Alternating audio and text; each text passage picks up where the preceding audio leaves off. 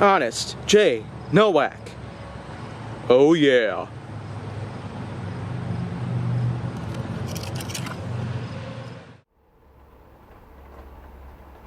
A pleasure to meet all at last, and welcome back to HJN.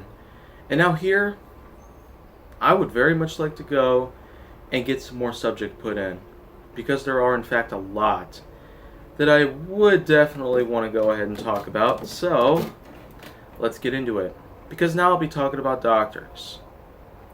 If you're not familiar with, well, the disclosure of my current health status, then well, let me break it down for you. My oxygen was geared at 98%, which is a bit above average, whereas my heart rate is actually in a good standing at around 78 BPM at max, which is way safer than many other BPM ranges. And of course, heart rate and blood pressure are a pretty big stand-up to when it comes to determining one's health, whether it's healthy or if it's not healthy. Now, of course, my blood pressure had also been checked back in February this year. I was told it might have been 80 over 120, but I could not entirely be sure, nor could I remember much about that. But anyway, I actually did ask if my blood pressure was good, and apparently it was. So apparently none of you guys have anything to worry about, especially because my dieting has been a huge improvement, and I mean huge. Weight control was definitely quite a big affair that I took on to in a very extravagant way.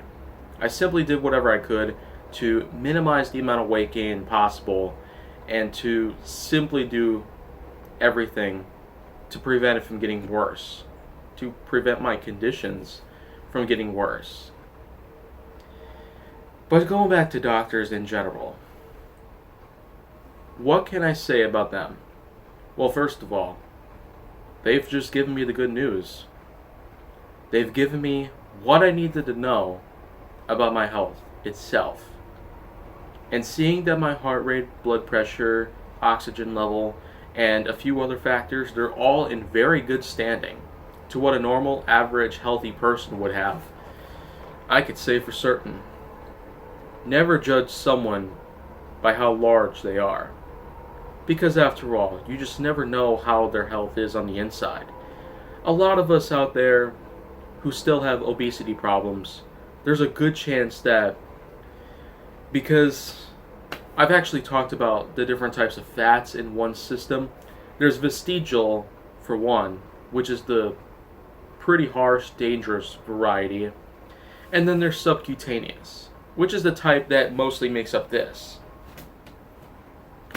But what I can tell you from that is that the subcutaneous fat is not at all able to cause any problems for you. At most, it could drag you down or cause a bit of, well, resistance, especially if you're competing in certain competitions that would require a streamlined body type. That would probably be the worst thing it would do. Whereas vestigial fat is the real killer. It simply clogs up your arteries and veins, which would make up your cholesterol level. And it could also do a lot of other horrible stuff for you. Create a fatty liver, can also force enzymes to crawl into your system. Enzymes, of course, that would be able to belong into some organs, but for some reason they can't. And in general, I'd say, if the doctor says you're alright, then I know that I'm alright. If a doctor basically tells you that your health is in a great standing, which is the same kind of news that I've heard from my own doctor, who was a brand new one, by the way. And let me tell you, the fact that I've come this far now, I'm in a pretty good mood right now. Considering how I'm still pretty much just excited over this stuff. But you know what? Let's probably just cut that out. Because in conclusion, doctors themselves are worthy of helping you out in any ways possible.